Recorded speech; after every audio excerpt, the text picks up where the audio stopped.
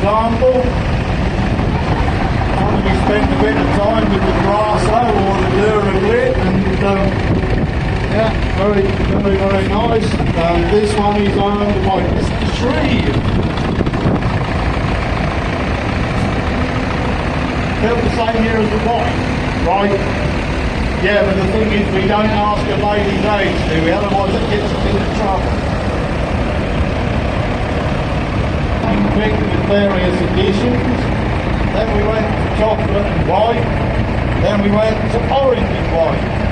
And if I remember rightly, this was probably the start of the cake. There we have a David Brown 880 Select-O-Matic. Diesel tractor, of course. Now owned by Mr. Laird. As we said, chocolate and white. There seems to be various different colours of chocolate as well. 1967. Then we quoted, we've got chocolate and white. Nice cab on there, it's a diesel truck. Now for something different again. This is a David Brown Model 850 Implomatic. 9 inch on that lot. Very nice tractor. As we said, we've got a slightly different theme on the hunting pink again. Yeah, overdue, it's been left out in the sun too long. Bit like 103 is a David Brown 990 high clear.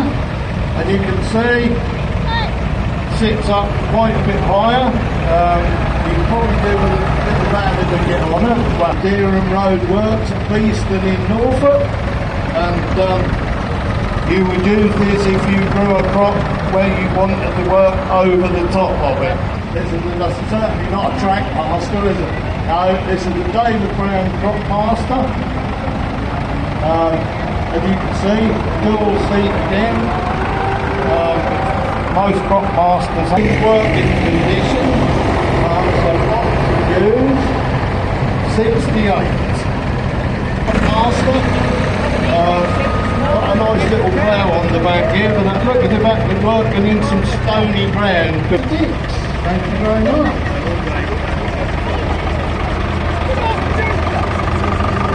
Right, number 100, and that's quite a local tractor actually, because that was supplied by so that's not too far from home, and probably never has been, I should think.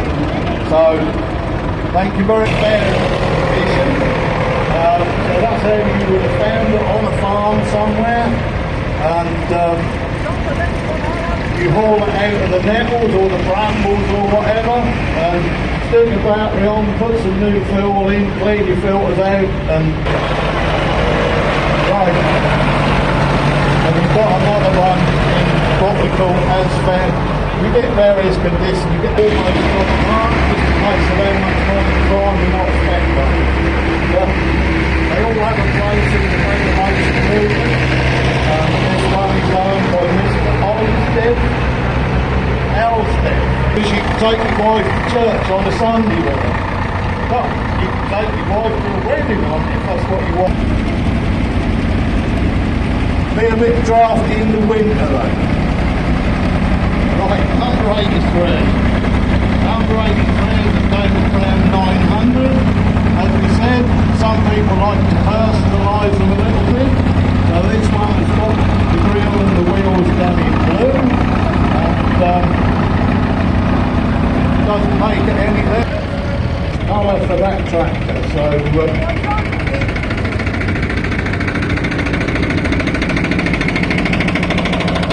right, number 112. Number 112 is a David Brown that can turn it over or do something silly like that. And I said, it's gone with it. And this one is owned by Mr. Peer. No number, but it's a David Brown Crop Master. What year is it? 1947, so only just post-war. And yeah, they were used, they were made in a few different guises, these were. You could get many. number 97. The David Brown Selector. As you can see, he's got a loader on the front and a digger on the back. So you can dig it out, load it up, and go and chuck it where you like, basically. And as you can see, he's got his grill protector on the front there. You can usually tell if the tractor had a loader on and had it taken off, because you manage to fasten those going on something or other usually. And this one, example, is owned by one with a loader fitted. And 69, okay. Right, 1968 1200 Select-O-Matic. Yeah, it's not what it says in the program. Yeah, a live there again. Right, this is a David Brown 12. Despite the fact that it says that's a case, they started to rebadge him as case because case started to take them over, and they're still basically a David Brown, so David Brown it is, even despite the badge. And this one is owned by Mr. Benoit. Thank you very much. Now, I would have said that was probably the smallest one they made, a 770. Yeah, they did a 770 and 880, and then they went up from there, basically. And, yeah, this is very well. In working condition again, and frame on the front to compensate if you've got a heavy implement on the back. Yeah, that's it. Yeah, thank you very much. Bigger still this time. This is the David Brown 1690. This one has got a turbo on. It's only one of 500 first David Brown fitted with low and leak sensing.